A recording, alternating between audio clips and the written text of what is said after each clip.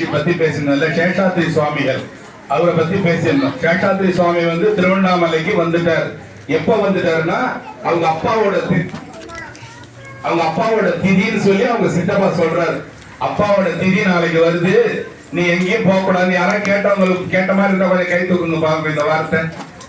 அப்பாவோட திதி வருதுடா சேஷாத்ரி, நீ எங்கேயும் போக கூடாது, வீட்டை விட்டுன்னு சொல்லி அடிச்சு ஒரு ரூம் உள்ள தள்ளி தாப்பா போட்டாருன்னு சொன்னேன் இல்லையா. அதுக்கப்புறம் தான் நம்ம மீதி பேசலனே நம்ம அன்னைக்கு. அப்ப சேஷாத்ரியை தூக்கி போட்டு வச்சு பிறகு வீட்டு கதவு பார்த்தா திறந்து கிடக்குது. சேஷாத்ரியை காணும். சேஷாத்ரி தப்பிச்சு எங்க ஓடிட்டாரு கேட்டீங்கன்னா திருவண்ணாமலைக்கு வந்துட்டார். ஏன் திருவண்ணாமலைன்ற மோகம் வந்து சேஷாத்ரிக்கு கேட்டீங்கன்னா, அப்பா சாகும் போது என்ன சொல்லிட்டு செத்தாரு? திருவண்ணாமலை திருவண்ணாமலை திருவண்ணாமலை சொல்லிட்டு செத்துட்டாரு. அம்மா சாகும் போது பக்கத்துல இருக்கிறாரு, அருணாச்சலம் அருணாச்சலம் அருணாச்சலம் சொல்லிட்டு அம்மா செத்து போறாங்க. இது என்னடா இது, நம்ம வேற ஊராச்சு, இந்த ஊருக்கு வந்தா நம்மகிட்ட திருவண்ணாமலை அப்பா சொன்னாரு, அருணாச்சலம் அருணாச்சலம் 4-5 தடவை சொல்லிட்டு அம்மா செத்து போயிட்டாங்க. அப்ப நம்ம திருவண்ணாமலைக்கு போனோம் போது அவரோட குருவை பாக்குறாரு. அவரோட அந்த குண்டலினி சக்தி வந்து மேல வருது. தேவர்கள் எல்லாம் திருவண்ணாமலைக்கு பறந்து போறத சித்தப்பா கிட்ட சொல்றாரு. சித்தப்பா அங்க பாருங்க எல்லாரும் பறந்து போறாங்க பாருங்க. யாரா பறந்துப்பா? அப்பா அப்பா செத்து போயிட்டதால உனக்கு பைத்தியம் பிடிச்சதுனால சித்தப்பா என்ன பண்ணாரு, அடிச்சு நாளைக்கு உங்க அப்பா திதி எங்க பைத்தியம் பிடிச்சு ஓடிடாதுன்னு சொல்லி சேஷாத்ரி சுவாமிகளை ரூம்ல தள்ளி கதை சாத்திட்டாரு. பறந்து பாக்குறாரு. அன்னைக்கு சேஷாத்ரிய ரூம்ல காண உடனே அவன் எங்கேயோ போயிட்டான் படம் தர்றாரு. அதோட சேஷாத்ரி சுவாமிகள் திருவண்ணாமலைக்கு வந்தாரு.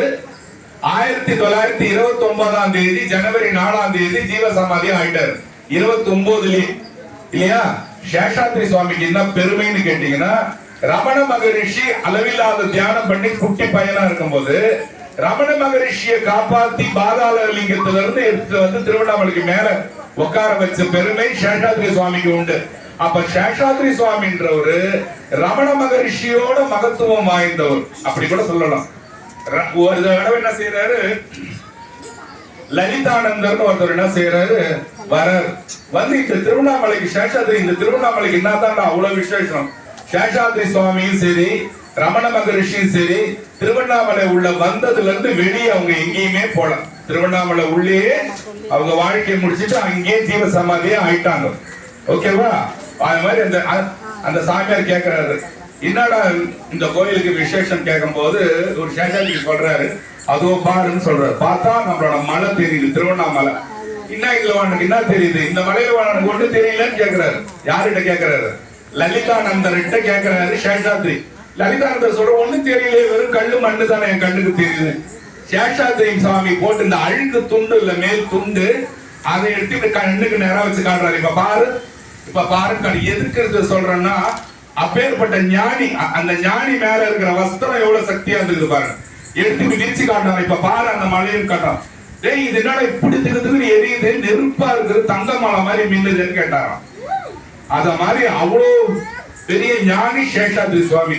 அந்த சேஷாத்ரி சுவாமி கிட்ட என்ன பண்ணாங்களா, ஒரு தடவை பாத்தீங்கன்னாக்கா திருவண்ணாமலை கிட்ட வேட்டவலன்னு ஒரு ஊர் இருக்கு. வேட்டவலத்துல இருக்கிற சமீதார் என்ன பண்ணாரா, அவருக்கு சாமி ஒரு தோல் வியாதி வந்து கொடுத்துடுறாங்க. நான் இது ஒரு தடவை ஏற்கனவே உங்களுக்கு கோயில் சொன்ன போல எனக்கு ஞாபகம் இருக்கு.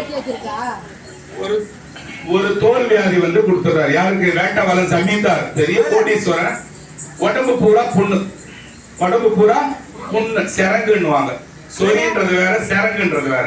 செரங்குன்றது வந்து படப்படியா கொட்டும். அப்படின்னு நீங்க அப்படி தேய்ச்சிங்கன்னா படப்படியா கொட்டும். முன்னெல்லாம் இருந்தது பாருங்க, நாங்கெல்லாம் சின்ன பசங்களா இருக்கும்போது செரங்கெல்லாம் வரும், இப்பெல்லாம் இல்லாம போச்சு. அந்த மாதிரி உடம்பு பூரா அவனுக்கு என்ன வந்திருக்கு, அந்த வேட்டவலன் ஜமீதாருக்கு செரங்கு வந்து செரங்கு வந்து யாரையோ போய் பாக்குறான், யாரையோ பாக்குறான். ஒரு ஆள் மட்டும் என்ன சொல்லிடுறாரு, நீ திருவண்ணாமலைக்கு போவீங்க. சரி நான் அங்க போனா என்ன அவன் கேக்குறாரு, அங்க போனா இது நல்லா ஆயிடுன்னு சொல்றாரு. எதுக்குன்னா இப்ப அவர் வந்து சேஷாத்ரி சுவாமியை பார்க்க வர, யாரு செரங்கு பிடிச்ச அந்த வேட்டவலன் ஜமீதார் வராரு. அதுக்குள்ள இன்னொன்னு உங்களுக்கு சொல்றேன். சச்சிதானந்த சுவாமின்னு ஒருத்தர் இருந்தாரு. நீங்க யாரும் கேள்விப்பட்டிருக்கீங்களா? கேள்விப்பட்டிருக்கீங்களா? எங்க இருக்கிறாரு? வள்ளிமலை என்ற ஊர்ல சச்சிதானந்த சுவாமி இருக்கிறார். சச்சிதானந்த சுவாமி முத திருவண்ணாமலைக்கு வரும்போது சேஷாத்ரி சுவாமி ஒரு எரும மாட குளிப்பாட்டி இருக்கிறாராம். உட்காந்து வேணுன்னே ஒரு எரும மாட குளிப்பாட்டும் போது அவர் கேட்கிறாராம், ஏன் இங்க வந்து திருவண்ணாமலைக்கு எப்படி போனோம், ஏன் என்னன்னு கேட்டாரு. கேட்டா இந்த மாதிரி நான் என்னோட குருவை பாக்குறேன்னு ஆசைப்படுறேன். நேரா மேலே ஏறி போன்றாராம். சேஷாத்ரி சுவாமிக்கு வயசு ஜாஸ்தி, ரமண மகரிஷி சின்ன ஆளு. ஆனா குருவை காட்டுறது யார காட்டுறாராம்? ரமணரை காட்டுறாராம். மேல ஏறி போனவங்க ரமணர் என்ன பண்றாரு, ஒரே ஒரு கோமணம் மட்டும் தான் கட்டி இருப்பாரு, மீது எந்த ட்ரெஸ்ஸுமே போட்டிருக்க மாட்டாரு. நீங்க படத்தெல்லாம் பார்த்துருப்பீங்க. ரமணரை போய் பாருங்க, ரமணர் அங்க மேல இருந்து ஒரு கோலை வச்சு இப்படி அந்த கோமணத்தை கட்டி நின்னது. அந்த சாமிக்கு அந்த என்னாச்சா, அவர் பேர் என்னன்னா அர்த்தநாரின்னு பேரு. அர்த்தநாரின்றவர் தான் பின்னால சச்சிதானந்த சுவாமியா மாறுறாரு. எந்த மலை? வள்ளிமலை. வள்ளிமலை முருகனோட பக்தர். அவர் திருவண்ணாமலை நோக்கி வரும்போது சேஷாத்ரி சுவாமியை பார்த்து சேஷாத்ரி சுவாமி சொல்றாரு, அதோ மேல நிக்கிறான் பாரு, அவனை போய் பாரு. பார்த்ததும் இவர் ரமணர்கிட்ட இந்த கோலோட கோமணத்தோட காட்சி கொடுத்தாரு பாருங்க. முருகனே காட்சி கொடுத்த மாதிரி ஆயிட்டுதான். ஆயிடுச்சா? ஆயிட்டதும் அவருக்கு என்ன ஆயிடும், இவன் யாரா ஒரு குருவே நமக்கு காட்டுற அளவுக்கு சக்தியா இருக்கிறான்னு இவருக்கு எருவி பார்த்தாராம் சேஷாத்ரி. வள்ளிமலைக்கு போ, வள்ளிமலைக்கு போ, வள்ளிமலைக்கு போன்னு சொன்னார். என்னது? வள்ளிமலையில தான் சேஷாத்ரி சுவாமியோட ஜீவ சமாதி. அப்போ ஒரு குரு மூலியமா இன்னொருத்தவருக்கு ஜீவ சமாதி வர வைக்கிறாலும் தகுதி உள்ளவர் சேஷாத்ரி சுவாமி. இதை நான் வேகமா வந்துட்டேன். இதை நீங்க பொறுமையா கேட்டிருந்தீங்கன்னா பயங்கரமா இருந்திருக்கும். ஒரு குருவுக்கே இன்னொரு குருவை காட்டி அவன் ஜீவ சமாதி எங்க ஆவணும்ன்ற இடத்தையும் காட்டக்கூடிய பக்கம் உள்ள சுவாமி சேஷாத்ரி சுவாமி. இப்போ அந்த அரங்கு மேட்ருக்கு வரலாம். அரங்கு பிடிச்சிருச்சு மட்டும் எங்க பார்த்தாலும் போறாரு. அவர் அந்த காலத்திலேயே கார் வச்சிருந்த ஆளு. இவர் செத்தது எப்போ? இவர் ஜீவசமாதி, நம்ம செத்ததுன்ற வார்த்தை யூஸ் பண்ணக்கூடாது. இவர் ஜீவசமாதி ஆனது எப்போ? 1929. 29ல பாட்டு திருவண்ணாமலையில சுத்திக்கிட்டே இருப்பாங்க. ராத்திரி எல்லாம் தூங்க மாட்டாங்க. இது மட்டும் சொன்னேன், ஏந்துரா ஏந்துரா டே அருணாச்சலா அருணாச்சலா ஏந்துரா, தூங்காதரா, எம வந்துருவான்னு சேஷாத்ரி சுவாமி யாரையும் தூங்க விட மாட்டார். அந்த பணக்காரன் என்ன பண்றான், கஷ்டப்பட்டு எப்படியோ திருவண்ணாமலைக்கு வந்துட்டான். வந்தபோது காலையில ஒரு ஹோட்டல்ல பாக்குறான், அசதியா இருக்கு, உடம்பு பூரா சிறங்கு. இப்ப உங்களுக்கு இல்ல எனக்கு அப்படி இருந்தா எப்படி இருக்கும்? வழி தாங்க முடியாது இல்லையா? அங்கங்க ஊரும் வாழ்க்கையே வெறுத்து போற மாதிரி இருக்கும்ல, உடம்பு பூரா சிறங்கு வந்தான். இப்ப அவர் என்ன செய்யறாரு,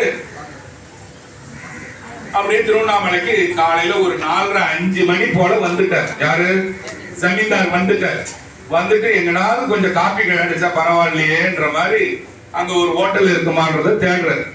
ஹோட்டல் என்ன பண்றான், 5 மணிக்கு திறக்கிறாங்க அந்த ஹோட்டல். காலையில காப்பி குடிக்கும் என்ன பண்றாரு, காப்பியை வாங்கி டேபிள்ல வச்சிடுறாரு. வச்சுட்டு அவர் பாட்டுக்கு வந்து காப்பி சூடாகுமா ஆற வச்சுட்டு உட்காந்து இருக்காரு. இந்த கப்புலையும் இந்த கிளாஸ்லயும் ஆற வச்சுட்டு உட்காந்து இருக்கும் போது குடுன்னு ஒருத்தர் வந்தார், ஒரு மகரிஷி வந்தாரு. வந்து இந்த மாதிரி அந்த மீதி இருந்த கப்புல ஒரு பாதி கப்பு காப்பி எடுத்து வாயில ஊத்தினார். குடிச்சது யாரு? சேஷாத்ரி சுவாமி குடிச்சிட்டார். அந்த ஜமீன்தாரோட காப்பியில பாதியை குடிச்சிட்டார். குடிச்ச உடனே இந்த ஹோட்டல்ல காப்பி போட்ட அந்த ஓனர் என்ன செய்யறான், சேஷாத்ரி சுவாமி கால் போட்ட இடத்த உழுது கும்பிடுறான். கும்பிட்டுட்டு அவரை கேட்கறான், ஜமீன்தார கேட்கறான், பாதி காப்பி தான் குடிச்சாரான்னு கேட்டார். ஆமா சாமி, யாருனே தெரியல, பாதி காப்பி எடுத்து குடிச்சிட்டாரு. மீதியும் கொடுத்திருக்கிறது தானையா? மீதியும் கொடுத்திருக்கிறது தானையா? சேஷாத்ரி சுவாமியோட கால் இந்த ஹோட்டல்ல அந்த சேஷாத்ரி சுவாமியோட கால் படுறதுக்கே நீ கொடுத்து வச்சிருக்கணையா? உன்னோட வினைகளை பாதி குடிச்சிட்டாரியான்னு சொன்னான். என்னது? உன்னோட வினைனா உன்னோட கெட்டதுங்களை பாதி குடிச்சிட்டாரா சுவாமி, மீதி இருக்குதுறான்னு சொல்லும் போது அந்த இடத்துல காப்பி குடுவிட்டு சாமி என்ன பண்றா, அது இப்படியேதான் இருப்பாரு. நீங்க அந்த போட்டோ பார்த்து இப்படிதான் உட்காந்து இருப்பாரு. குடுகுடுன்னு வந்தாராம். வந்து இந்த மாதிரி இவர் மீதி குடிச்சாருன்னா அந்த கோட்டீஸ்வரன் என்ன பண்ணா, ஏஞ்சி ஓடி போயிட்டாரான்னு தேடுறான். தேடப்போ காப்பி குடிச்சிட்டு போய் ஓரமா உட்காந்துக்கிறாரு. சாமி மீதி காப்பி குடிச்சிட்டாங்களா? மீதி காப்பி குடிச்சிட்டான். போடா குங்குமக்காரியை போய் பாடுறா போடான்னு சொல்லி அவன் என்ன பண்ணாரு, ஒண்ணு போட்டாரு. யார? ஜமீன்தார ஒன்று போட்டு குங்குமக்காரியை போய் பாரு, போ உள்ள போன வேட்டை அடிச்சு ஒரு பாட்டுக்கு போயிட்டாரு. குங்குமக்காரின்னா யாரு? உண்ணாமலை அம்மனை போய் பாடுறான்னு சொன்னார். இவன் உண்ணாமலை அம்மனை போய் பார்த்தான், அழுதான். குங்குமத்தெல்லாம் வாரி பூசிக்கிறான். ஏன்? குங்குமக்காரியை போய் பாரு, குங்குமத்தெல்லாம் வாரி பூசி குளத்துல போய் இறங்கணும். அந்த வேட்டவல ஜமீன்தார் இறங்கணும். அந்த நிமிடமே சொரி சருங்க எல்லாம் நீக்கி வெளியே வந்துடணும். அவளை விட்டு வெளியே போயிட்டான். அப்பேற்பட்ட ஞானி அந்த சேஷாத்ரி சுவாமி. அதை உங்களுக்கு போன ட்ரிப்பு சொல்றதுக்குள்ள பாதியில முடிச்சிக்கிறதால அதை சொல்லிட்டு இப்போ உங்களுக்கு நம்ம இப்ப சிவவாக்கியர் பாடலுக்குள்ள போறோம்.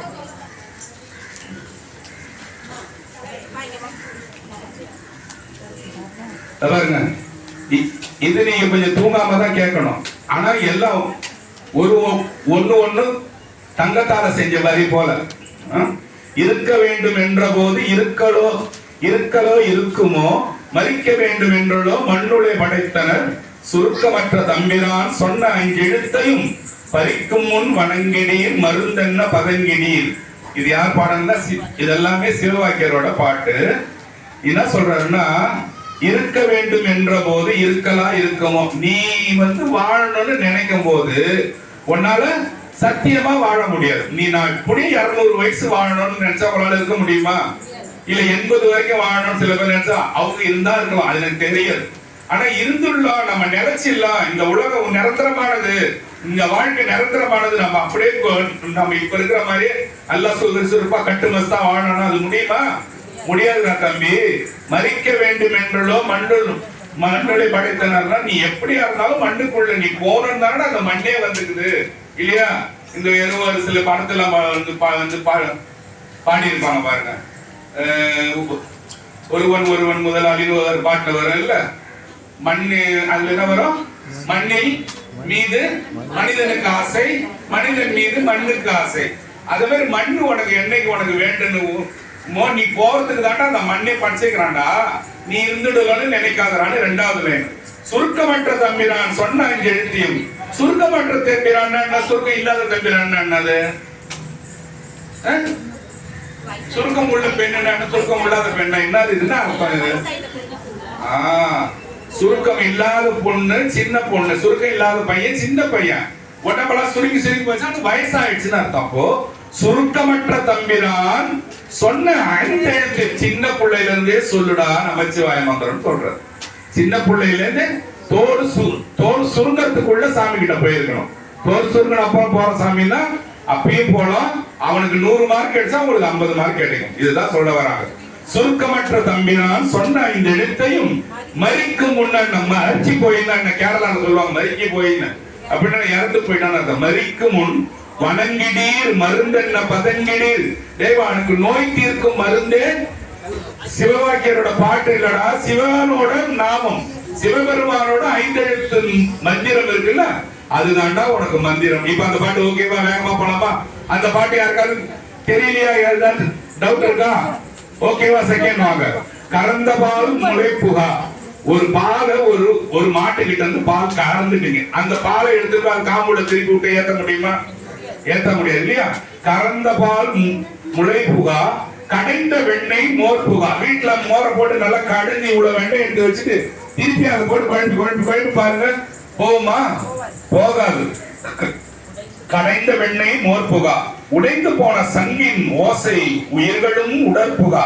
ஒரு சங்க பாதையை 2-3 துண்டா உடைச்சிட்டு தூள்தெல்லாம் எடுத்து ஒட்டி ஊதி பாருங்க, சத்தமா அந்த சங்குல சத்தம் வரவே வராது இல்லையா?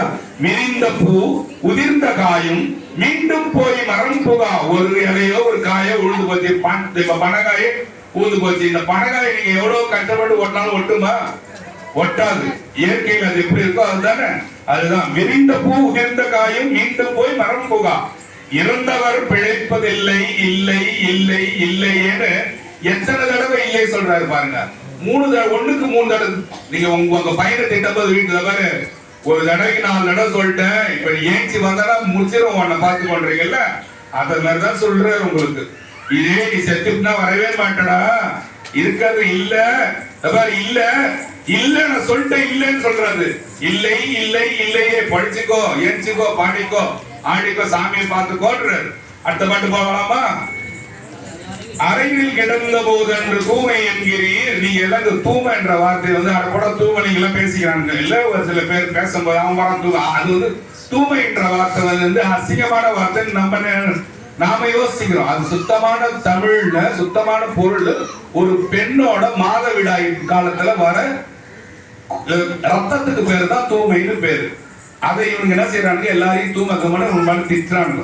ஒரு சுக்கிலம்ன்றது பெண்ணு கிட்ட இருந்து வர அணு, விந்துன்றது ஆணு கிட்ட இருந்து வர அணு. இது 2 சேர்ந்தாதான் என்ன ஆகுது, குழந்தை வருது இல்லையா? அப்போ அந்த மாதிரி 2 சேர்ந்த பிறகு என்ன ஆகுது, அந்த ரத்தம் வெளியே வர்றது நின்னு போகுது. இதுதானே உண்மை இதான உண்மை. அவங்க என்ன கேக்குறாங்க, போயிட்டு ஹாஸ்பிட்டல் போய் செக் பண்ணீங்கன்னா வருதா நின்றுச்சான்னு கேக்குறாங்க. இல்ல சாமி 3 மாசமா வரல, 2 மாசமா வரல, அப்படிதானே போய் செக்கிங் போறீங்க. அப்ப அதுல நிக்கிற அந்த ரத்தத்துக்கு பேர் தான் என்ன பேரு? தூய்மைன்னு பேரு. அந்த தூய்மைக்கு என்ன ஸ்பெஷல்னா, நான் வந்தது அந்த தூய்மையில இருந்துதான், நீங்க வந்ததும் அந்த தூய்மையில இருந்துதான். ஒரு பெரிய சாமியார் இருந்தா அவன் தூய்மையில இருந்தா வந்துக்கிறான். ஒரு சன்னியாசிங்க 4 பெரிய கைக்கிட்டு 4 கையனா அவனு தூய்மையில இருந்து வந்த ஒரு தூய்மை தான். அதனால என்னடா கோயில்ல உட்காந்து தூக்கம் பண்றாருன்னு யாரை தப்பா யோசிக்கிறாங்க. எல்லாரும் வந்தது என்னது? அதுல இருந்துதான் எல்லாரும் உள்ள வந்தது. அதை என்ன நினைக்கிறேன்னா, ஒரு பெண்ணோட ரத்தத்தை கட்டி நான் இது இன்னொரு பாட்டுல இதோட கொஞ்சம் ஆழமா போறேன். இப்ப இந்த பாட்டுக்கு வாங்க. அறையினில் கிடந்த போதென்று தூய்மை என்கிறீர். ஒரு பெண்ணுக்கு மாதவிடாய் வந்தா என்ன ஆகுதுங்க? முன்னெல்லாம் என்ன செய்வாங்க, ஒரு ரூம் உள்ள போட்டு கூட்டிட்டு வாங்கலாம். இப்பெல்லாம் எல்லாரும் ஃப்ரீயா வரோம் இல்லையா? 5 நாள் சேர்க்க மாட்டாங்களா, 7 நாள் சேர்க்க மாட்டாங்களா? அது போலலாம் இந்த உலகம் இருந்திருக்குது. அறையினில் கிடந்த போது, அறையினில் இது எப்படின்னா டியூனுக்காக அந்த கோடு போட்டிருக்கேன் பாருங்க. அறையினில் கிடந்த போது அன்று தூய்மை என்கிறீர், அப்படி பாடணும் அந்த பாட்டை. துறையறிந்து நீர் குளித்த அன்று தூய்மை என்கிறீர், பறையணிந்து நீர் பிறந்த அன்று தூய்மை என்கிறீர், உலையில்லாத ஈசனோடு பொருந்துமாறு என்கிறே ஓம் நம சிவாய. அந்த பாட்டு பாருங்களா? அதனால உங்களுக்கு புரியும் அந்த செக்மெண்ட் கோடு போட்டு காட்டியிருக்கேன். அறையில் கிடந்த போது அன்று தூய்மை என்கிறீர். ஏண்டா ரூம் உள்ள போட்டு எங்களை தூய்மை வந்துருச்சுன்னு சொல்லிட்டு எங்களை பூட்டி வைக்கிறீங்க. துறையறிந்து நீர் குளித்த அன்று தூய்மை என்கிறீர். அப்படின்னா என்னது? போயிட்டு ஒருத்தவங்களுக்கு இன்னைக்கு அந்த மாதிரி மாதவிட ஆயிடுச்சுன்னா 2வது நாள் குளிச்சுட்டு வந்தாலும் என்ன சார்? இல்ல இன்னைக்கு நீ பீரியட் தான், போ 7 நாள் கழிச்சு தான் வரணும், இல்ல 3 நாள் கழிச்சு தான் வரணும். நம்ம ஏத்துக்கிறோமா? ஏத்துக்க மாட்டோம்ல. அடுத்த லைன் பாருங்க. பறையறைந்து நீர் பிறந்த அன்று தூய்மை. ஒரு பொண்ணு குழந்தை பெற்றுச்சுன்னா என்ன சொல்றீங்க? என்ன சொல்றீங்க? தீட்டு. உடனே தீட்டா இவருக்கு. இதெல்லாம் சித்தர்கள் எதுக்காக போன வாரம் உங்களுக்கு அடிச்சு சொன்னேன். சித்தர்கள் இந்த உலகையோட செயல்பாடுகள்லாம் பொய்ன்னு சொல்லிட்டு எதுக்குமே கட்டுப்படாதவங்க, எல்லா உண்மைகளையும் உங்ககிட்ட உடைச்சி சொல்றவங்க தான் சித்தர்கள். இந்த உலகத்தோட தேவையில்லாத பொய் நம்பிக்கை, மூட நம்பிக்கைகள் எல்லாம் உடைக்கிறவங்க தான் சித்தர்கள். அந்த மாதிரி செஞ்சவங்க தான் சிவபெருமானே போயிருக்காங்க. லாஸ்ட் பாட்டு பாருங்க. பறையறிந்து நீர் பிறந்த அன்று தூய்மை. ஒரு குழந்தை பத்தினா தீட்டான், குறையில்லாத ஈசனோடு பொருந்துமாறு எங்கனே. இதுக்கு என்ன தெரியுமா பாருங்க, இந்த லாஸ்ட் லைனுக்கு பாருங்க. இப்போ லாஸ்ட் லைனை ரீட் பண்ணுங்க. குறையில்லாத ஈசனோடு பொருந்துமாறு எங்கனே. இந்த மாதிரி நீங்க அந்த மாதிரி பேசிட்டு இருக்கிறீங்களே, உங்களுக்குள்ளதான் என்ன இருக்கிறான்னு போன தடவை சொன்னேன். உங்களுக்குள்ள யாரு இருக்கிறா? எங்களுக்குள்ள ஈசனே இருக்கிறான். அப்ப அந்த ஈசனே நாங்க தீட்டா இருக்கும்போது எங்களுக்குள்ள உட்கார்ந்து இருக்கிறானே, அவன் பைத்தியமாடான்னு கேட்கிறான். நீ தீட்டு நீ நைசா 3 நாளைக்கு எஸ்கேப் ஆகி கோயில் உள்ள போக மாட்டேறியமான்னு உங்களுக்கு தான் கேட்கறாங்க. அதனால உனக்குள்ள ஈசனே இருக்கிறான். தலைக்கு தண்ணியை ஊத்தி தண்ணி தெளிச்சு கோயிலுக்கு வந்து சேருப்பான்றான். இந்த 4வது லைனுக்கு அதுதான் மீனிங். குறையில்லாத ஈசனோடு பொருந்துமாறு எங்கன்னா, இந்த தீட்டு தானே இந்த உடம்புக்குள்ளதானே இருக்கு. அந்த தீட்டு எங்க இருக்குது? ஈசனும் எங்க இருக்கிறா? ஒரே உடம்புலதான் இருக்கிறீங்க. அதனால இந்த தீட்டை வச்சு இனிமே கோயிலுக்கு வராம இருக்காதீங்க. எல்லா கோயிலுக்கும் எங்க பார்த்தாலும் நீங்க போகணும்னு சொல்றது சிவவாக்கியர் சித்தர் சிவபெருமான் கிட்ட போய் சேர்ந்தவனோட வார்த்தை. இதுக்கு மேல உங்களுக்கு ஒரு மனுஷன் சொல்லி நீங்க நம்பலன்னா, சித்தர்னு சொல்லிட்டான், அதையும் நம்பலன்னா போங்க, உங்க விருப்பம் தான். அதுக்கப்புறம் பாருங்க. தூய்மை தூய்மை என்று துவட்ட அலையும் ஏழைகள், தூய்மையான பெண்ணிருக்க தூய்மை போனது எவ்விடம், ஆமை போல மூழ்கி வந்து அநேக வேதம் ஒதுநீர், தூய்மையும் திரண்டு உருண்டு சொற்குருக்களானது. ஸ்பீடாவாங்க. தூய்மை தூய்மை என்றுள்ளே துவண்ட அலையிலே எதை பார்த்தாலும் தீட்டு தீட்டு போட்டு துவண்ட அவங்களையும் துவட்டி நீயும் நிம்மதி கேட்டு போய் சுத்தி கிடக்குறியடா. அவங்களை கிட்ட சேர்க்காம தூய்மையான பெண் இருக்க தூய்மை போனது எவ்விடம்.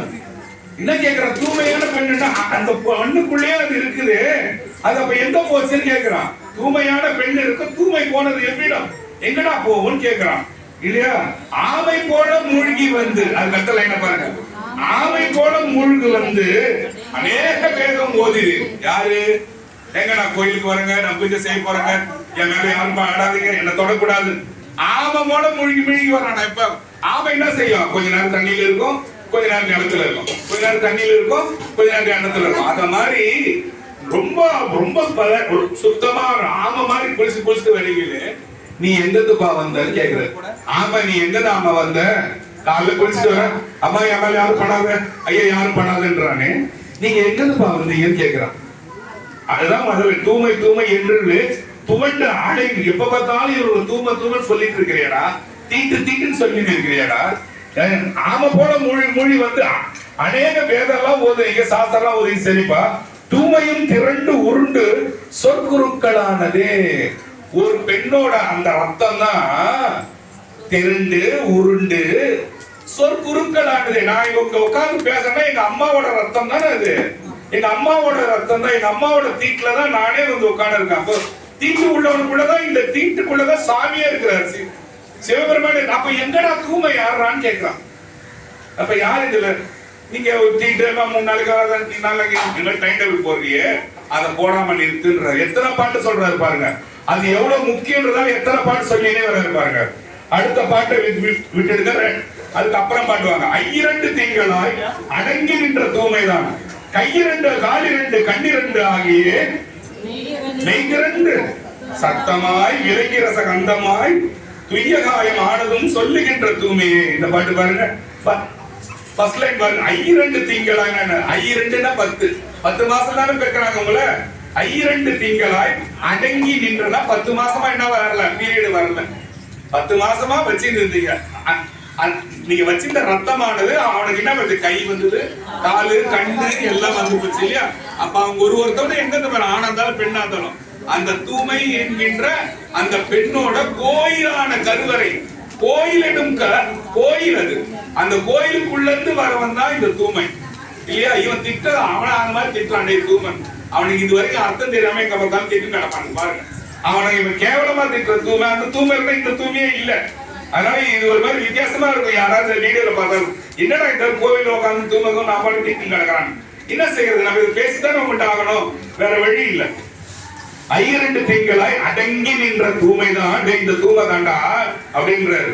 கையிரண்டு காலிரண்டு கண்ணிரண்டு ஆகிய இதெல்லாம் இதனாலதான் வந்துச்சு. மெய் திரண்டு நல்லா உடம்பு நல்லா கட்டு மஸ்தான் உட்காந்துக்கிறோம்னாக்கா மெய் திரண்டது என்னத்துல இருந்து? அம்மாவோட ரத்தத்துல இருந்துதான் மெய்யெல்லாம் நல்லா குண்டா கொழுப்பொண்ணு ஆச்சான். மெய் திரண்டு சத்தமாக என்னது? சத்தமானவ கண்ணிரண்டு காலிரண்டு சொல்றாங்க, அது சொல்லிட்டாங்க. இப்போ செவிய சொல்றான், காது சத்தமாயினா காது வந்துச்சுன்னு சொல்றான்.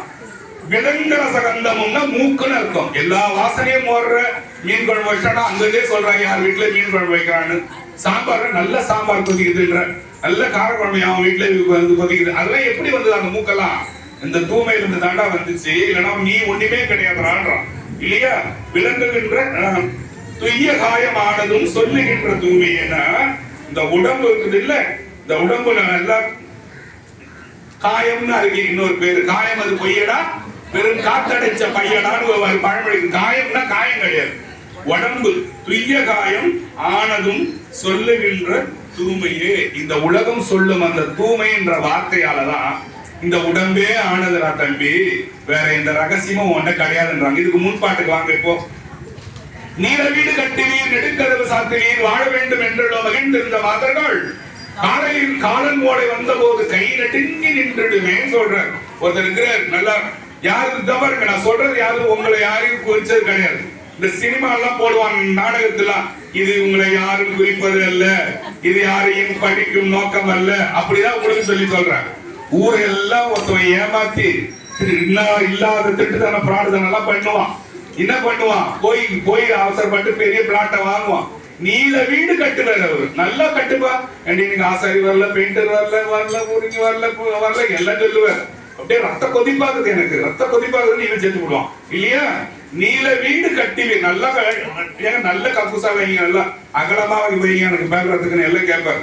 நீல வீடு கட்டிவீர், நெடும் கதவு சாத்திடுவார். இந்த பக்கம் திருட்ட வருவானா பாரு, அந்த பக்கம் திருட்ட வருவானா பாரு. இல்லங்க இது நல்லா ஸ்ட்ராங்கா போடுங்க இந்த கிரில் எல்லாம் சொல்லுவீங்கல்ல, சொல்லுவீங்களா சொல்ல மாட்டீங்களா? நீல வீடு சொல்லுவாங்க, சொல்லுவோம்.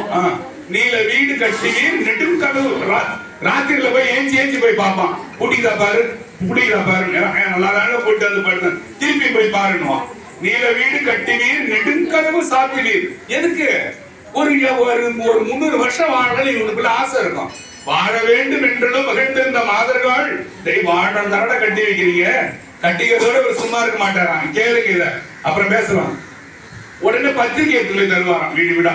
எங்க நான் வந்து கிரகப்பிரவேசம் வச்சுக்கிறேன், வாங்க நல்லா வாங்க, இன்டர்வியூ வச்சுட்டு வாங்க வாங்கன்னா எனக்கு எதாவது எடுத்துன்னு வாங்க, வாங்கன்னா எடுத்துன்னு வாங்க, ஒரு 5000 ரூபாய் 10,000 எடுத்துன்னு வாங்க, கண்டிப்பா வந்துருங்க, கண்டிப்பா எடுத்துன்னு வந்துருங்க காசு.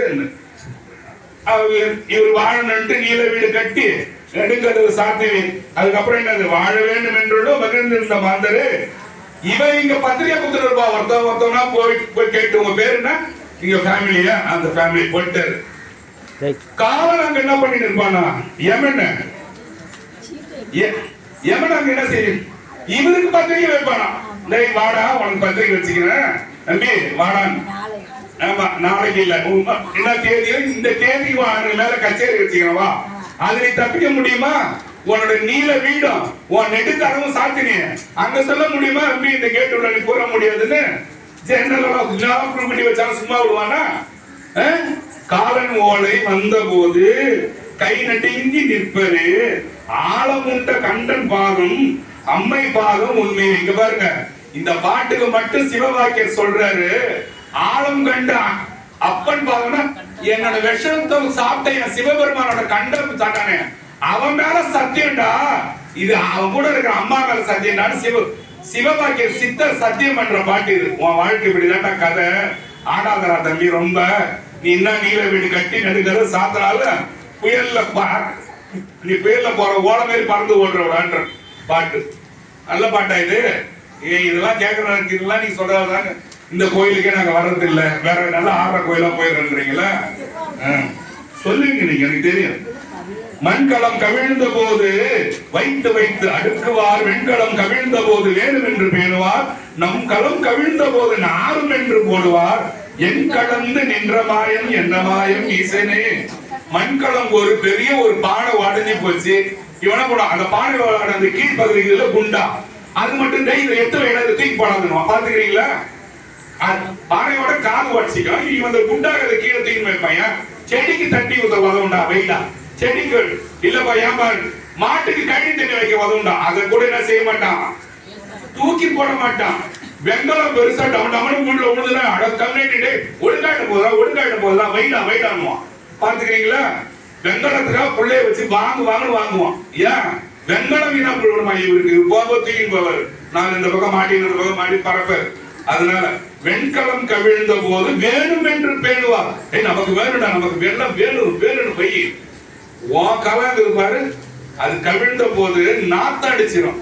நீங்க ஆஸ்பத்திரிக்கு போய் போஸ்ட்மார்ட்டம் பண்ணமா தான் 4-5 மணி நேரம் தான் டைம். வீட்லயே செத்தாவது ஒரு நாள் அப்படி இப்படி இழுத்து மறுநாள் போலாம் இல்லையா? அந்த மாதிரி டேமேஜ் ஆயிட்டா என்னது உடனே எடுணும். அதுதான் சொல்றான், நன்கலம் கவிழ்ந்த போது நாரும் என்று போடுவார, தூக்கி போய் குப்பையில போட்டுருவான். என் கலந்து நின்ற மாயம் என்ன?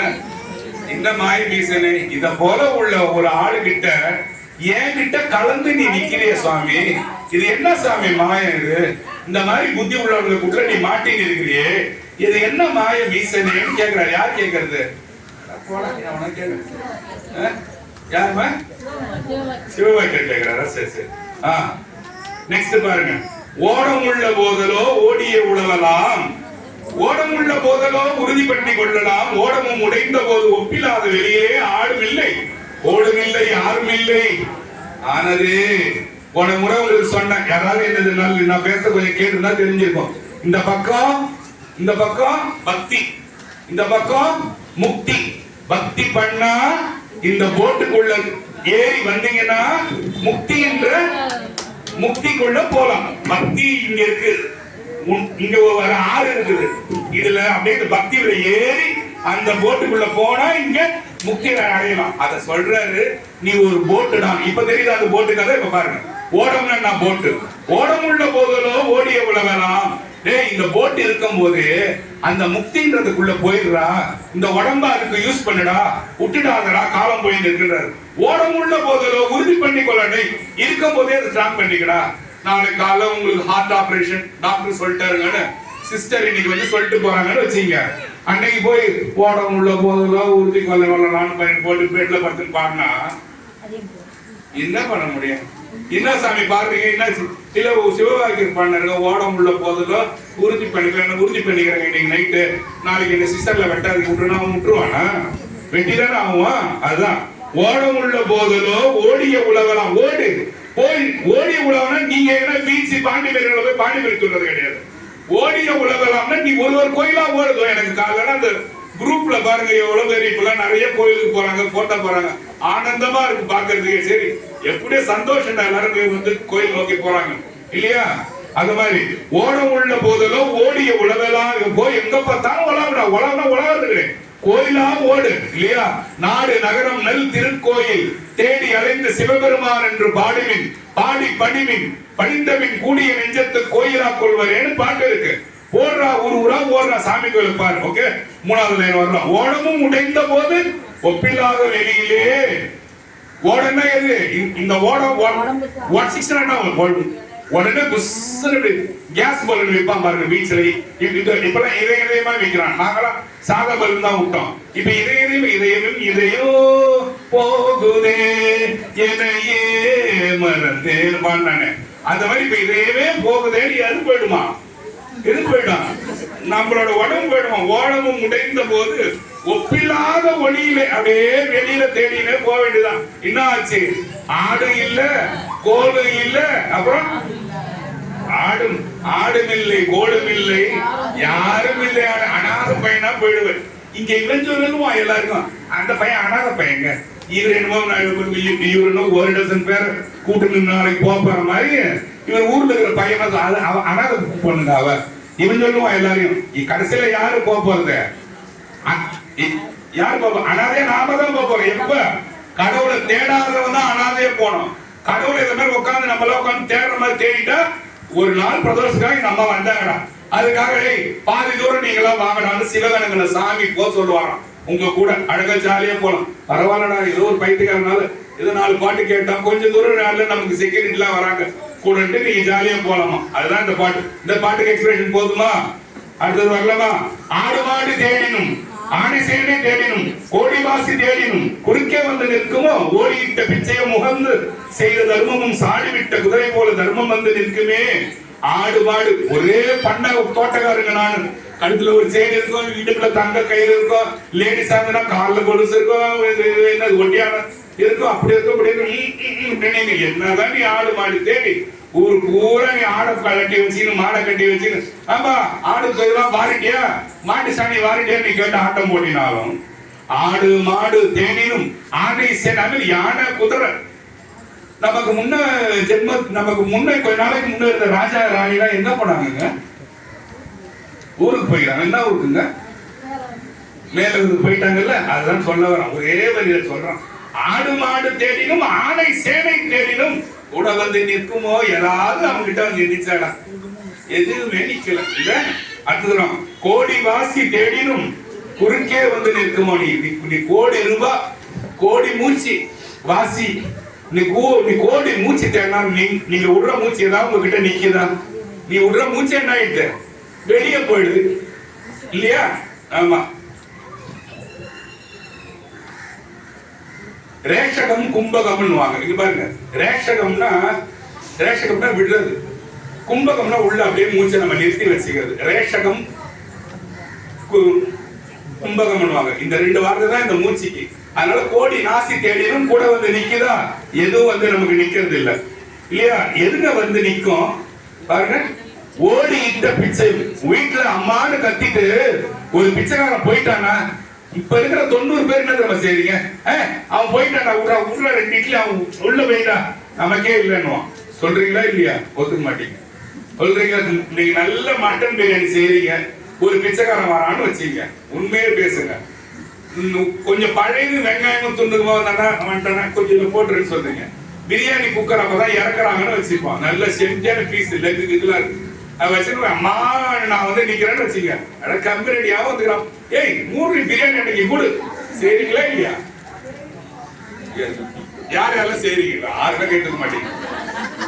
கண்டிப்பா கண்டிப்பா செய்வாங்கன்றவங்க இதெல்லாம் ஒத்துக்கணுமா? இதெல்லாம் ஒத்துக்கிறது பெருசு.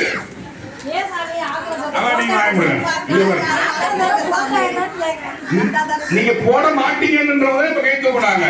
நீங்க போடுவீங்களா? ஐயோ நான் வரேன். ஓடியிட்ட பிச்சையும் உகந்து செய்த தர்மம். இவர் உகந்துன்னா அன்போட தரணும். இவன் பாவமாச்சே, இவன் எப்படி வாழ்ந்தானோ, எத்தனை புள்ள குட்டி வச்சிருந்தானோ, எந்த கார்ல போனானோ, எந்த ஆபீஸ்ல வேலை செஞ்சானோ, இப்படி எல்லாம் வாழ்ந்தானோ உகந்து தரணும். போய் சாப்பிடலாம், இந்தாடா எத்தனை போடான்னு தரணும்.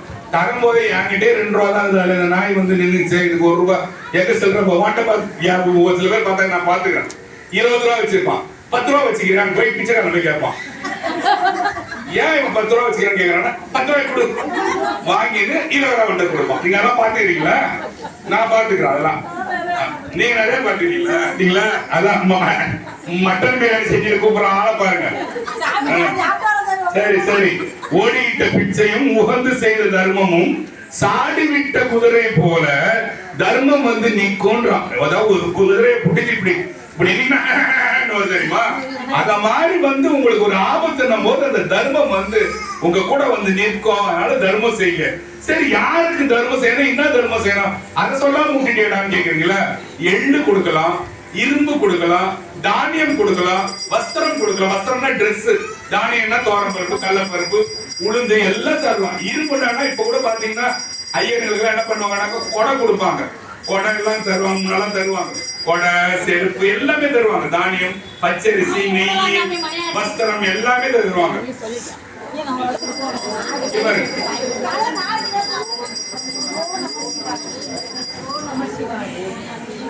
அவங்க படைச்சு வரதுக்குள்ள நம்ம மீதி 3 பாட்டு முடிச்சிடணும்.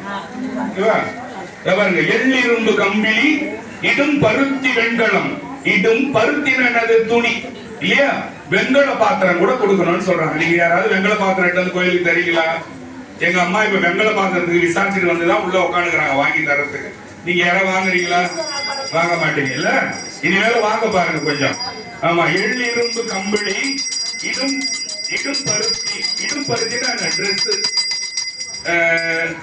நான் சொல்றேன் உங்ககிட்ட, நீங்க யோசிக்காதீங்க. நான் என்னோட தற்பெருமைக்காக சொல்றேன், யோசிக்காதீங்க. துணி சம்பந்தப்பட்ட வியாபாரம் தான் நான் செய்யறேன்.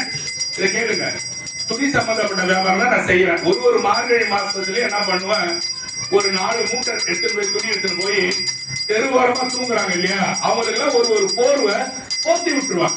போத்தி விட்டுட்டு குடுக்குன்னு ஓடி வந்துருவான். அவன் என்னை யாருமே பார்க்க கூடாதுன்னு உடனே வரணும்.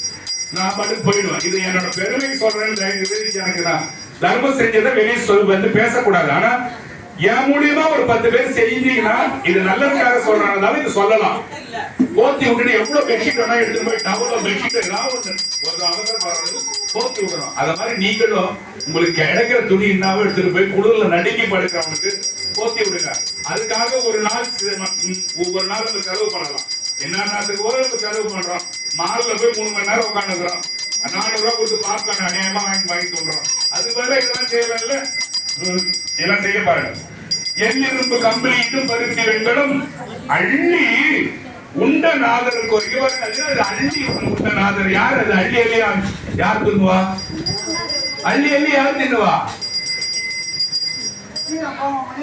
எவனா தூவான்றீங்க. அள்ளி யாரு தின்னுவா? இந்த அம்மா வீட்டுக்கு போய் 2-3 நாள் ரூம்ல போட்டு வச்சுட்டு நல்ல பழைய சோறு நல்ல சில்லுன்னு ஒரு பெரிய குண்டா வேணா வைங்க. இப்படி சாப்பிடுற அம்மா இப்படி வாங்குவாங்க. பசி தாங்க முடியல, எப்படியா கூடுற பழக. அது மாதிரி பாருங்க, வார்த்தை பாருங்க. அள்ளி உண்ட நாதனுக்கு ஓர் ஆடை மாடை வஸ்திரம். அவனுக்கு ஒரு டிரெஸ் கொடுத்து ரொம்ப குழப்பட்டியில இருக்கான் பாருங்க. முடியவே இல்லை. அவனுக்கு எல்லாம் கூடுறான்றான், ரோட்ல இருக்கிறவனா கூடுன்றான். உள்ளிருக்கும் வேதியர் குற்றதானம் ஈதிராள் மெல்ல வந்து நோய் அனைத்தும் மீண்டிருக்கும் சிவாயவே பாருங்க. சக்கரை வியாதி, பிபி, சொறி சரங்கு, முட்டி வரல, குழந்தை பிறக்கல இல்லையா, இதெல்லாம் குற்றம் இல்ல. இதெல்லாம் மனுஷனுக்கு வர்றது. எவனுக்கு வேணா வரலாம் இல்லையா? யாருக்கு வேணா வரும். உங்களுக்கு வரலாம், எனக்கு வரலாம், யாருக்கு வேணா வரலாம். நோய் தீர்க்கிற ஒரே மருந்து தானம் தான். ஒரு வயசான வேதம் படிச்ச ஒரு வேதியருக்கு எடுத்துமே கொடுன்றான். அந்த லைன்ல பாருங்க, உள்ளிருக்கும் வேதியர் உற்றதானம். பாருங்க, உள்ளிருக்கும் வேதியர் உற்றதானம் என்ன தெரியுமா? சாமிக்கு இப்ப நம்ம சாமி இருக்கிறாரு, இவர் ஒரு வயசுக்கு மேல என்ன செய்வாரு? வீட்டுக்குள்ள உட்காந்துருவாரு. இன்னொரு 30-40 என்ன பண்ணுவாரு? இத மாதிரி அவரால் சுத்த முடியுமா? சுத்த முடியாது. வேதம் படிச்ச வாய் இருக்குல்ல, தேவாரம், திருவாசகம், இதெல்லாம் படிச்ச வாய் இருக்குல்ல, மந்திரம் சொன்ன வாய், அத மாதிரி மந்திரம் சொல்லிட்டு ஒரு நொட்டிக்கு போய் வீட்டுல இருக்கானான்னு பாரு. அவனை தேடு, அவனுக்கு எள்ளு கொடு, அவனுக்கு தானியம் கொடு, அவனுக்கு ட்ரெஸ் கொடு, இரும்பு கொடு, அவனுக்கு போத்துக்கு எல்லாம் கொடுறா. அது தாண்டா தானம், இதுதாண்டா தான தர்மம். இதனால என்ன சாமி ஆகும்னா, மெல்ல நோய் அனைத்தும் மீண்டும் உன்னோட நோய் எல்லாம் போயிடும். நீ டப்பா டப்பா மாத்திரை வாங்கி தின்ன தேவையில்ல, தர்மம் செய்யறான்றாங்க. அடுத்த பாட்டு போலாமா? காலை மாலை நீரிலே மூழ்கும் அந்த மூடர்கள், காலை மாலை நீரிலே கிடந்த தேரை என்பரும், காலமே எழுந்திருந்து கண்கள் மூன்றில் ஒன்றினால் மூலமே நினைப்பதாகி முக்தி சித்தியாகுமே. காலை மாலை நீரிலே முழுகும் அந்த மூடர். காலையில குளிச்சிட்டாங்க, மத்தியானம் குளிச்சிட்டாங்க, ஆனா காலையில இருந்து நைட்டுக்குள்ள நான் பண்றது கூட பாட்டு தானுங்க. காலையில குளிச்சா போதுமா, நைட்டு குளிச்சுட்டா போதுமா, மீதி நேரம் பூரா அயோகி தானே செய்வேன். அது கரெக்டா? அது கேட்கிறாரு. காலை மாலை நீரிலே கிடந்த தேரை முன்ன ஆமா சொன்னல, அதுவே தேரை கிடக்குதுல, அந்த தேரை கூட காலைல தண்ணியில கிடக்குது, சாயந்தரம் மேல கிடக்குது. அது காலையில குளிக்குது, சாயந்தரம் குளிக்குது. அந்த தேரை நீயும் ஒண்ணுதாண்டா, நீ ஏன் உன்னை பெருசா காட்டிக்கிறன்னு கேட்கிற. காலமே எழுந்திருந்து கண்கள் மூன்றில் ஒன்றினால் மூலமே நினைப்பதாகி முத்தி சித்தியாகும். இதெல்லாம் நீ செய்யாத. இங்க பாருங்க என்ன தெரியுமா செய்ய சொல்ற? இந்த 2 கண்ணையும் மூடி, இங்க ஒரு கண்ணு இருக்குது இல்லடா, அந்த கண்ணை நினை. இந்த 2 கண்ணாலையும் மனச ஒருங்கிணை பண்ணி இங்க ஒரு கண்ணு இருக்குதுன்றத நினைச்சினா அதுவே போதும். நான் காலைல குளிச்சாங்க, மத்தியானம் குளிப்பாங்க, நைட்டு குளிப்பாங்க, ஒரு நாள் 5 தடவை. யாருக்கு என்ன இதனால என்ன நல்லதுன்னு கேட்கிற? எதுவுமே தேவையில்லை. சிவபெருமான நினைச்சு அந்த 3வது கண்ணை நினைச்சு தியானம் பண்ணுடா. இதுதான்டா உண்மையான சித்தியும் முக்தியும். அடுத்த பாட்டு வாங்க. வேணும் வேணும் என்று நீந்தவங்க. இந்த பாட்டு சொல்றதுக்கு முன்னால ரஜினிகாந்த் ஒரு படத்துல பேசியிருப்பாரு. கிடைக்கிறது கிடைக்காம இருக்காது, கிடைக்காம இருக்கிறது கிடைக்காதுன்னு ஒரு படம் சொல்லியிருப்பாரு. எந்த படத்துல? முத்து ஒரு படம் வந்தது, அதுல சொல்லியிருப்பாருல. இதை எழுதுனவங்க அந்த மாதிரி வசனம் எழுதுனவங்க இந்த மாதிரி சிவவாக்கியர் பாட்டை வச்சுதான் காப்பி அடிச்சுக்கிறாங்க. வேணும் வேணும் என்று நீர் வீணுடட்டு தேடு. உனக்கு வேணும் வேணும் நீ ஏதாவது ஒண்ணு வச்சுப்பான். ஒரு பையனா இருந்தா ஒரு 20 வயசு ஆனா அந்த பொண்ணு தான் வேணும்னு வச்சுப்பான். ஒரு பொண்ணா இருந்தா ஒரு 20 வயசுக்கு மேல நகை தான் வேணும்னு வச்சுக்கும். ஒரு சிலது பிளாட் வச்சுக்கும், ஒரு சிலது வீடு பைத்தியம் வச்சுக்கும். இந்த மாதிரி வேணும் வேணும் போட்டு உழண்டு இருக்கிறியே என்ற நீர் உழன்று தேடுவீர். வேணும் என்று தேடினும் உள்ளதல்லி இல்லையே, வேணும் என்று தேடுகின்ற வேட்கையை துறந்த பின் வேணும் என்ற அப்பொருள் விரைந்து காணலாகுமே. உனக்கு ஒரு பொருள் வேணும்னா அந்த வேணுன்ற பொருள் நீ நினைச்சு எல்லா நேரம் வாழ்ந்து இருக்காத. அந்த வேணுன்றது அங்க போய் கேளு. அங்க போய் கேளுனா இவங்க எங்க போய் கேட்க போற? இங்க போய் கேளு. இது உள்ளே ஈசன் இருக்கான், அங்க போய் கேளு. இதையே நினைச்சு நினைச்சு நினைச்சு உருட்டு இருக்காது. உனக்கு கிடைக்காதது கிடைக்காம போவாது, கிடைக்காம போறது கிடைக்காதுன்னு சொன்னாலே நீங்க பாத்துருக்கீங்க. நீங்க யாரும் அந்த படம் பாத்துக்கிறீங்களா? அவர் ஸ்டைலா சொல்லுவார், கிடைக்கிறது கிடைக்காம போகாது, கிடைக்காம கிடைக்காது. எல்லா டீட்டெயிலும் இங்கதான் இருக்குது. அதனால இந்த மாதிரி பாட்டை வச்சுதான் அதெல்லாம் வந்தது. அப்புறம் லாஸ்ட் பாட்டி தான் பாருங்க. என் தொல்லை இதோட உங்களுக்கு முடிஞ்சிடுச்சு. வடிவு கொண்ட பெண்ணை மற்றொருவன் நெஞ்சினால் விடுவனோ அவனை முன்னர் வெட்ட வேண்டும் என்பனே நடுவன் வந்து அழைத்த போது நாரும் இந்த நல்லுடன் அப்புறம் சுடலை மட்டும் கொண்டு போய் படிகமா தோட்டிகை கொடுப்பாரு. ஒரு தடவை ரிப்பீட் பண்ணுங்க. வடிவு 2 நிமிஷம் சாமி வெயிட் பண்ணிட்டு வந்துடுறேன். வடிவு கொண்ட பெண்ணை மற்றொருவன் நந்தினால். ஒரு பையன் ஒரு பெண்ணை இஷ்டப்படுறான், ரொம்ப அழகான பெண்ணு, ரதி போல இருக்குதுன்னு வச்சுங்களேன், இஷ்டப்படுறான். அதை இன்னும் ஒருத்தவன் வேணும்னு இஷ்டப்படும் போது என்ன செய்யறான்? அவனை வெட்டி போட்டுன்னு சொல்றான். நீங்க கேள்விப்படுறத இங்கே நீங்க கொஞ்ச நாள் கூட பாத்தீங்களே, யாரையும் பிடிச்சி யாரை வெட்டி போட்டாங்களே இல்லையா? அது மாதிரிதான் வடிவு கொண்ட பெண்ணை மற்றொருவன் நந்தினால் விடுவனோ அவனை விடுவனடா நாடு முன்னம் வெட்ட வேண்டும் என்பதை. எப்படியா அவனை வெட்டி அவனை சாவடிச்சு நான் தான் அவ கூட 50 வருஷம் 60 வருஷம் ஆகணும்னு நினைக்கிறியே, நடுவன்னா யமன். நடுவன் வந்து அழைத்த போது நாரும் என்று நல்லுடல். அப்பேற்பட்ட பையன் அந்த ரதிபாலிக்கிற பொண்ணு செத்து போய் வீட்டுல புடவா கிடக்குதுன்னா அது கூட இருப்பானா? அப்பா இது கூட நீ ஒரு வருஷம் வாழணும்பா, நீ தானப்பா ரதின்னு சொன்ன, கல்யாணம் பண்ணின ரதி, நீ புடவா வாழ், இவர் மனுஷனா வாழ்வானா? வாழ மாட்டீங்கடா. நல்லா இருக்கும் போது அவளுக்காக சண்டை போட்டுக்கிறீங்க, சாமி நீங்க யோசிக்கல. கடைசி லைன் பாருங்க, சுடலை மட்டும் கொண்டு போய் தோட்டி கை கொடுப்பாரு. அங்க யாரு இருக்கிறா? தோட்டியார் தானே இருக்கிறாரு. அவர் கையில போய் அந்த பொண்ண அந்த ரதியை தூக்கி கொடுக்கிற. இங்க எவனா பார்க்கும் போது நீ வெட்டிக்கிட்டு சாவுறியே, இது என்னடா கதைன்னு கேக்குறாரு சிவவாக்கிய சாமி. இதெல்லாம் சிவவாக்கியரோட தத்துவ பாடல்கள். இதெல்லாம் இங்க கேட்டு கேட்க கொஞ்சம் கொஞ்சமா உங்களோட சித்தம் என்ன ஆகணும், சிவனை நோக்கி போகும். நல்லது. யார் யாருக்கு நோக்கி போகுதுன்னு எனக்கு தெரியல, பாருங்க. நல்லது. நம சிவாய்.